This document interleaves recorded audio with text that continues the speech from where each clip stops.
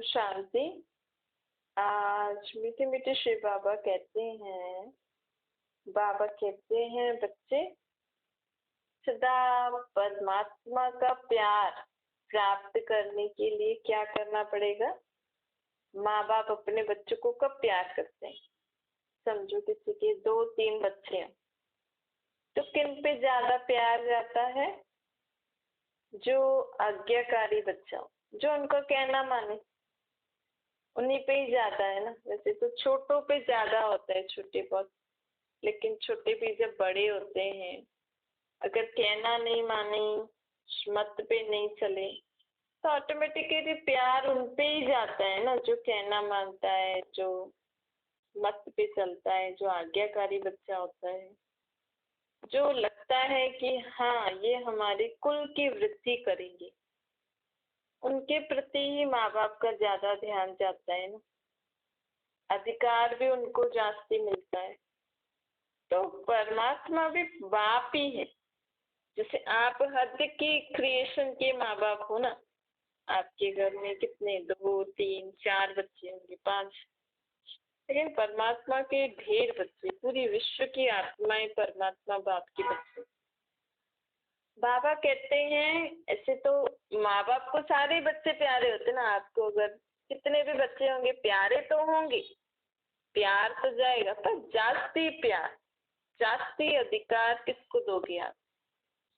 जो लायक बच्चा होगा। वैसे परमात्मा का प्यार किसको मिलता है? परमात्मा के जो हमें अधिकार मिल, बाबा के पास क्या है? गुण, शक्तियां, ज्ञान। किसको ज्यादा वो प्राप्त होता है? जो परमात्मा का आज्ञाकारी बच्चा बाबा की हर श्रीमत को पालन करे। बाबा की पहली श्रीमत है ही कौन सी? अपने को आत्मा समझ के मुझे निराकार रूप में याद करो। अब भक्ति मार्ग में लोगों को इतनी आदत पड़ी हुई है भगवान को अलग अलग नाम रूप से याद करने की।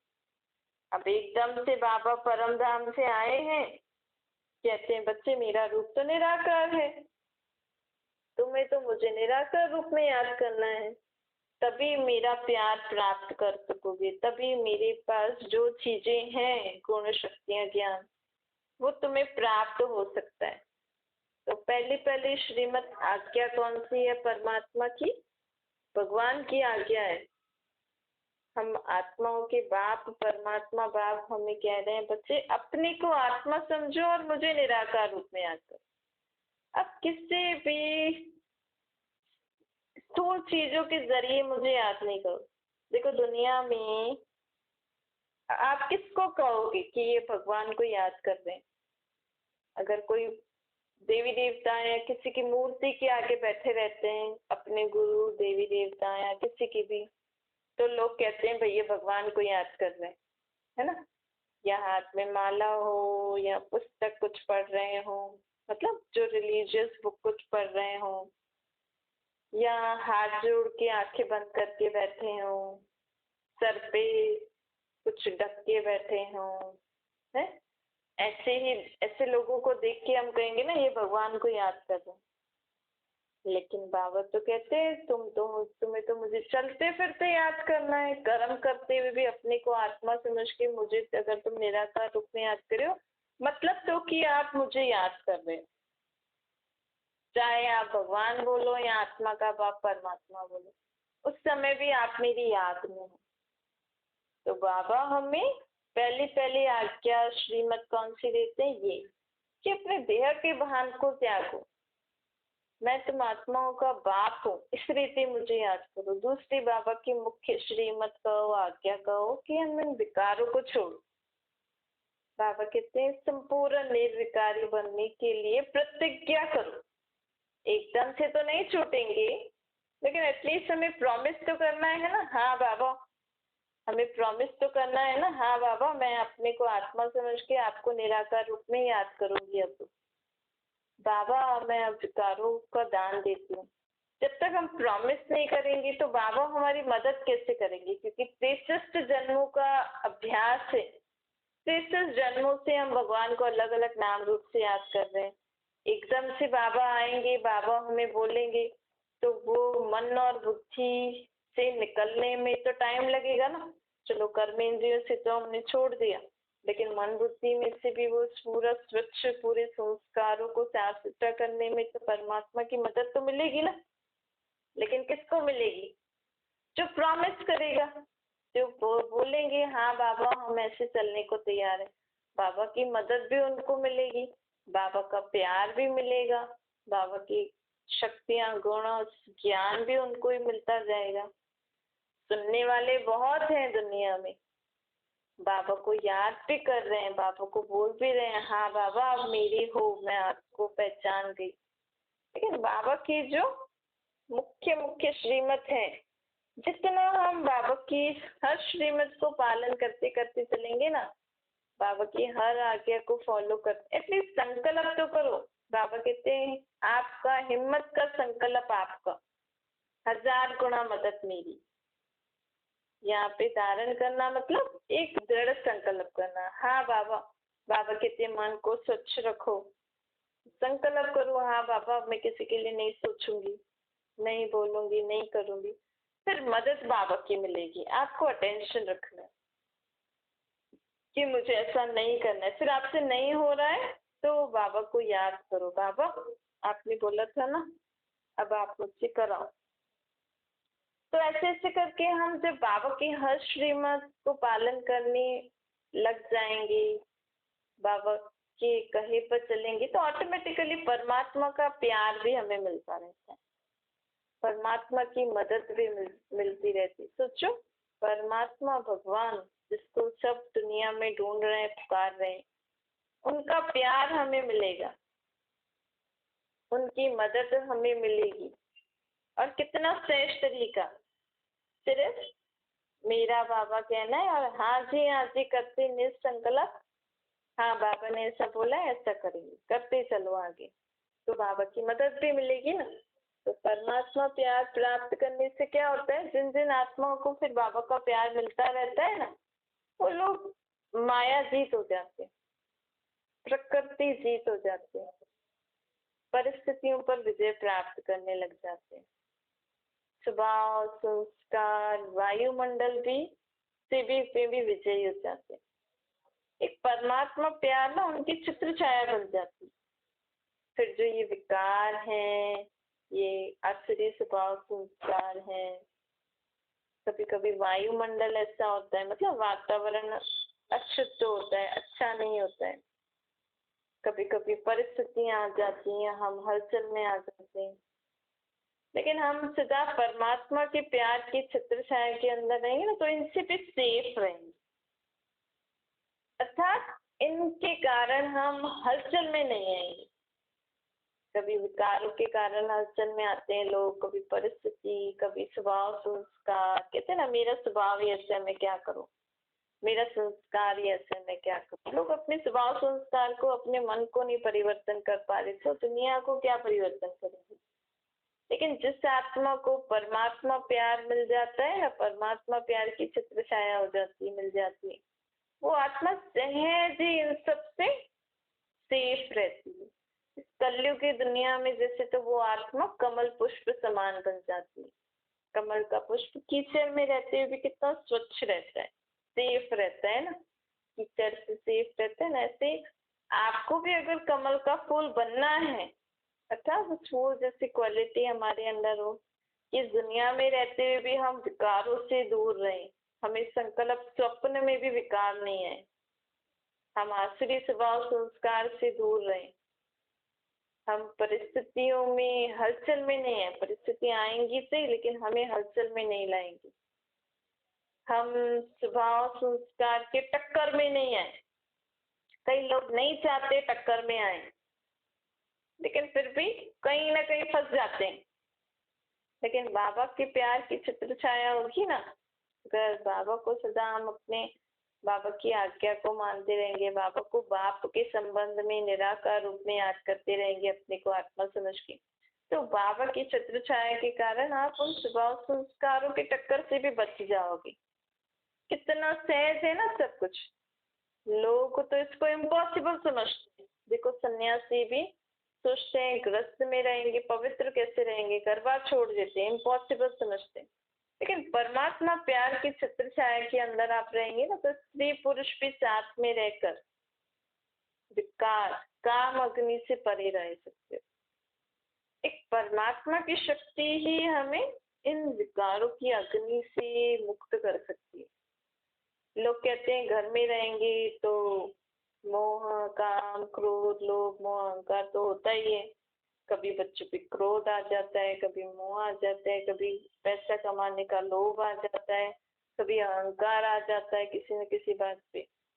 इनको वो नेचुरल समझते और समझते हैं ऐसा इन सबसे दूर रहकर जीवन इम्पॉसिबल है।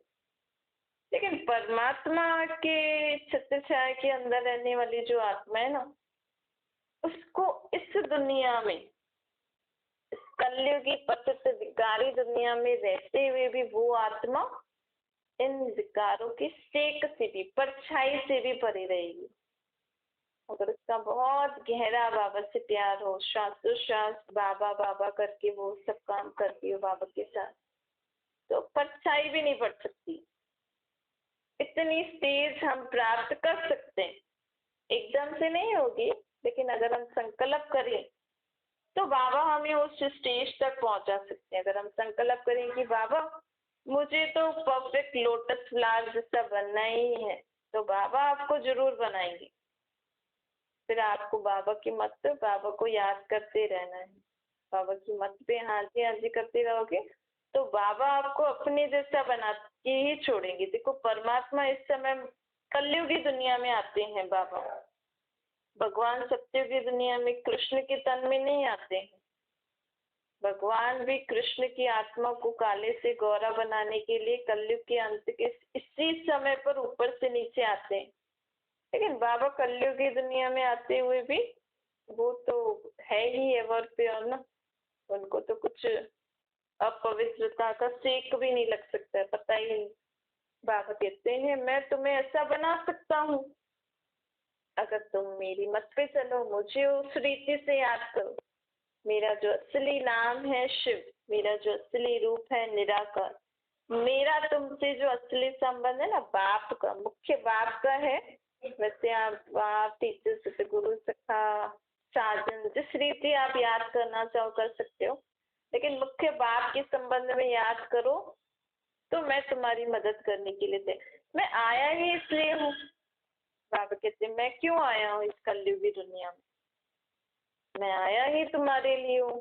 बाबा को अपना शरीर नहीं है, बाबा सदा तो इस कलयुगी दुनिया में नहीं रहते, लेकिन ये वही संगम युग कल्याणकारी समय चल रहा है। इससे कल्याणकारी संगम युग पे आप बाबा को जहाँ जिस संबंध में जिस कार्य के लिए याद करोगे ना, बाबा को आपका बाबा का साथ आपको अनुभव होगा। बाबा कहते हैं आप मुझे जो बनाना चाहिए, बाबा तो है ही डायरेक्टर ना। बाबा कहते हैं मैं तो हर पार्ट बजा सकता हूँ, मैं डॉक्टर भी हूँ, इंजीनियर भी हूँ, धोबी भी हूँ। आपको आप समझो आपका फील्ड डॉक्टरी का है, ऐसा नहीं कि भगवान को डॉक्टरी नहीं आती। बाबा तो सर्जनों का सर्जन है ना, बाबा तो आत्माओं का भी ट्रीटमेंट कर सकते हैं, तो बॉडी का भी कर सकते हैं।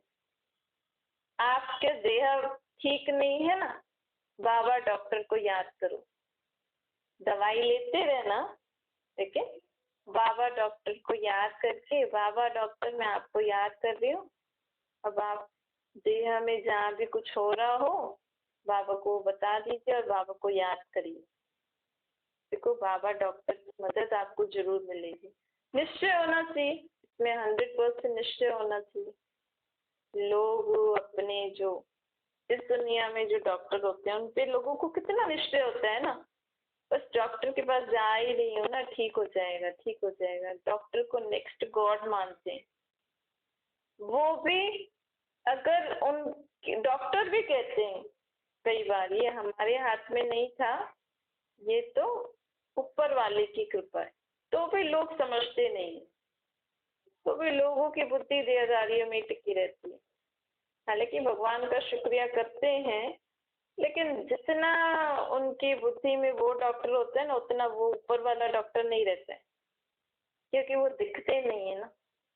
उनके साथ कनेक्शन जोड़ने के लिए हमें सदा अपने को देर से न्यारी आत्मा समझना पड़ेगा। बाबा को याद, बाबा कहते हैं आप इंजीनियर हो, डॉक्टर हो, आपको घर का काम करना है, धंधा धोरी करना है, पढ़ाई करनी है, बस मुझे उस संबंध से याद करो। बाबा टीचर आ जाओ, अब हम ये पढ़ाई पढ़ते हैं।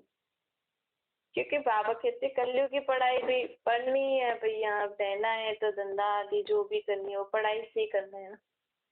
लेकिन मुझे सदा आप अपने साथ रखो। ऐसा नहीं सोचो कि बाबा को ये सब चीजें थोड़ी आती होंगी। बाबा के साथ सर्व संबंध निभाने से देखो हमें औरों का प्यार कैसे मिलता है।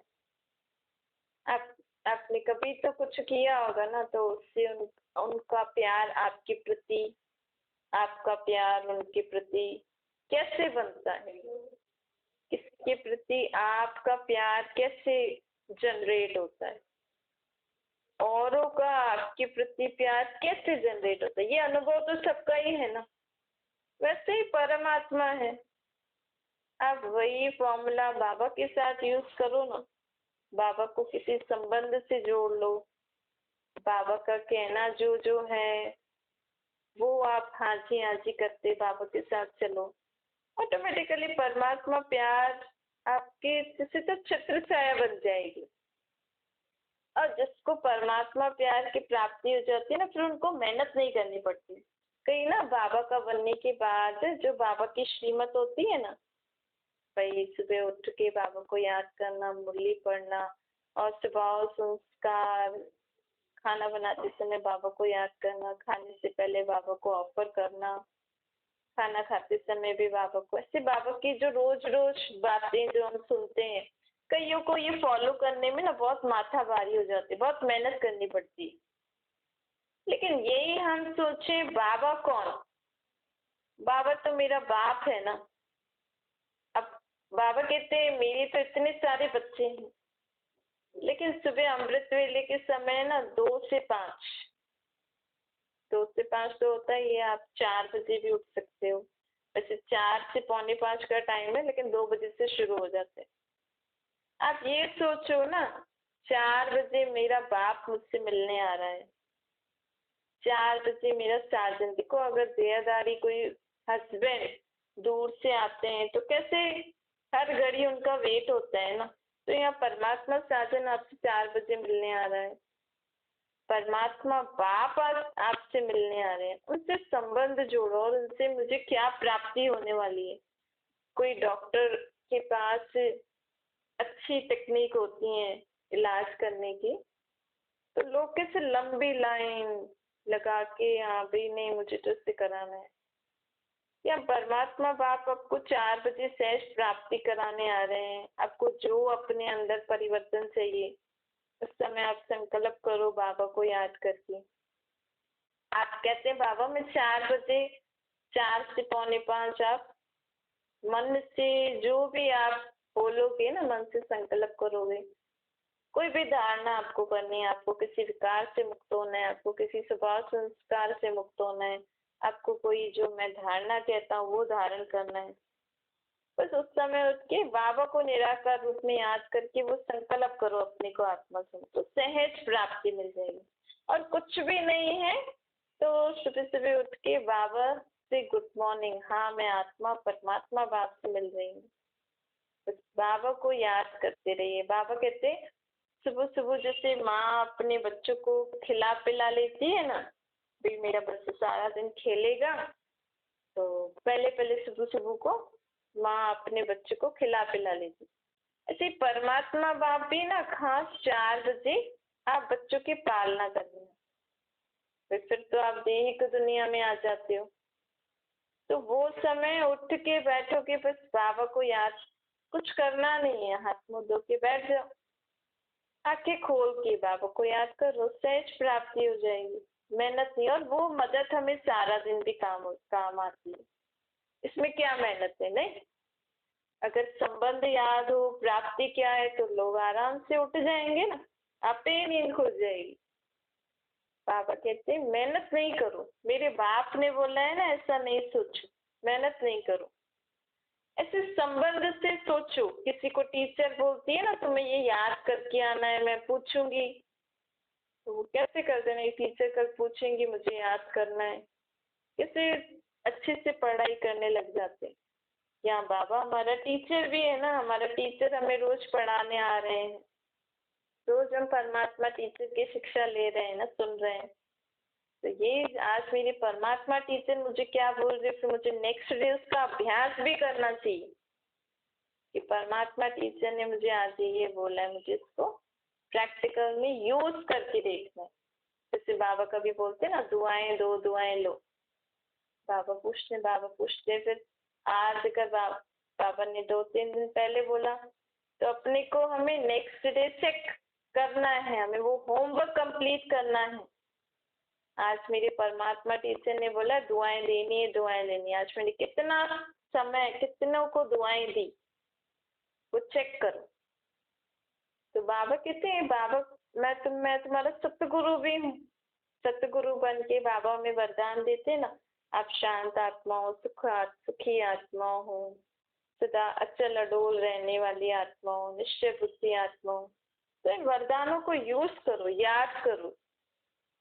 कभी भी आप हलचल में आओ तो याद करो, मेरी परमात्मा सतगुरु ने बोला है कि आप अचल आत्मा हो, तो मैं अचल आत्मा हूँ, मुझे हलचल में नहीं आना है, मुझे निश्चय है बाबा में। इस रीति से बाबा कहते हैं यूज करो, और सहज रीति से मैं जो तुम्हें कह रहा हूँ ना, उसको बहुत सहज इजी रीति से धारण करते चलो। मैं मेहनत नहीं करो, मोहब्बत नहीं करो। देखो जिससे प्यार होता है ना, उसकी हर बात मानने के लिए रेडी हो जाते हैं, जिसको भी जिससे प्यार होता है। तो यहाँ आत्मा का प्यार परमात्मा से अगर होगा तो ऑटोमेटिकली बाबा जो कहते हैं ना, वो आत्मा हाजी करते करते करते आगे बढ़ती जाएगी, उसको मेहनत नहीं लगेगी, क्योंकि वो प्यार होता है ना। तो ऑटोमेटिकली सारी श्रीमत फॉलो करती चलेगी, तो बाबा का प्यार भी मिलता जाएगा, और आगे भी हम सहज रीति बाबा के प्यार द्वारा आगे बढ़ते चलेंगे। और बाबा कहते हैं आखिरकार आप माया जीत, प्रकृति जीत, वायुमंडल जीत, स्वभाव संस्कारों के टक्कर पर विजय प्राप्त कर लोगे, परिस्थितियों पर विजय प्राप्त कर लोगे। इतना सहज है ना, सिर्फ बाबा से प्यार करो। बाबा बाबा कोई नहीं होता है, कोई छोटा बच्चा होता है, वो जब मम्मी पापा बोलना शुरू करते कितना प्यार आता है ना उसके ऊपर। तो यहाँ आत्माओं का बाप परमात्मा मिला है, तो बाबा बाबा बाबा, मेरा बाबा, मीठा बाबा, प्यारा बाबा। बाबा चलो खाना खाते, मन ही मन में बाबा चलो खाना बनाते हैं, बाबा चलो धंधा करते। सदा उमंग उत्साह में रहकर हर काम करोगे ना, तो आपको भी मजा आएगा। 5000 साल में एक बार बाबा हमारे साथ आए। कोई भी आपको मेहनत का काम अगर सारे दिन में लग रहा भी है, अरे मुझे ये करना नहीं, बाबा चलो हम ये करते हैं, अभी का इस समय है ना, बाबा के साथ हम काम कर रहे हैं, उमंग उत्साह में करो, खुशी खुशी से करो, तो देखो बाबा की मदद हमें सदा मिलती रहेगी। अच्छा मीठे मीठे से खिलते बच्चों प्रति माता पिता बाप दादा का याद प्यार और गुड मॉर्निंग रूहानी बाप की हम सभी रूहानी बच्चों को नमस्ते। हमारी भी रूहानी माता पिता बाप दादा को याद प्यार गुड मॉर्निंग और नमस्ते। वरदान है अकल्याण की सीन में भी कल्याण का अनुभव कर सदा अचल अटल रहने वाले निश्चय बुद्धि बनो। इस ड्रामा में जो भी होता है ना, वह कल्याणकारी युग के कारण सब कल्याणकारी। अभी संगम युग कलयुग का अंत, सत्य की आदि के बीच गए संगम को हम कहते हैं कल्याणकारी युग, क्योंकि इस समय ही कल्याणकारी बाप ऊपर से नीचे आते हैं। तो अकल्याण में भी कल्याण दिखाई दे, जब हमें सदा ये निश्चय रहे कि बाबा मेरे साथ है, कल्याणकारी बाप मेरे साथ है, तब ही हमें अकल्याणकारी सीन में भी क्या दिखेगा, कल्याण।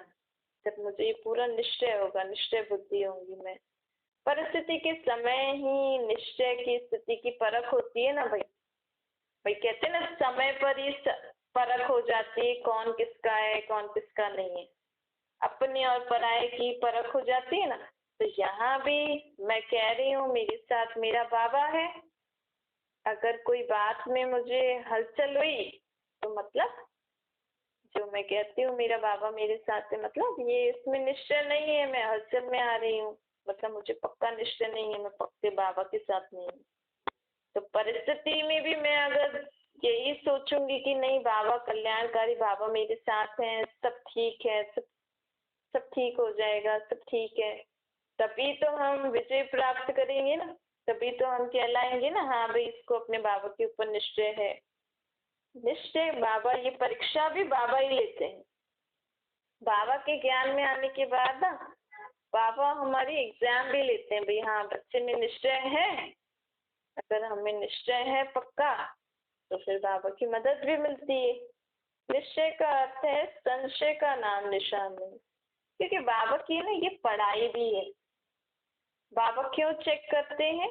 क्योंकि बाबा को उसके अनुसार हमें सत्य त्रेता में पोस्ट देनी है, पद देना है।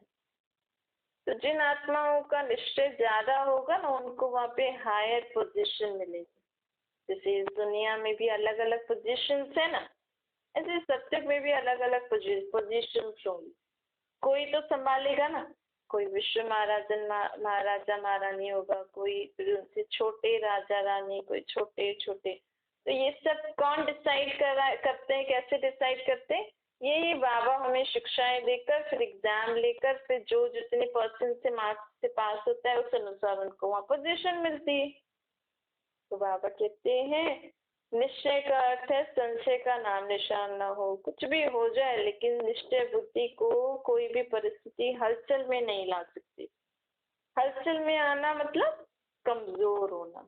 स्लोगन है परमात्मा प्यार के पात्र बनो तो सहज ही माया जीत बन जाएंगे।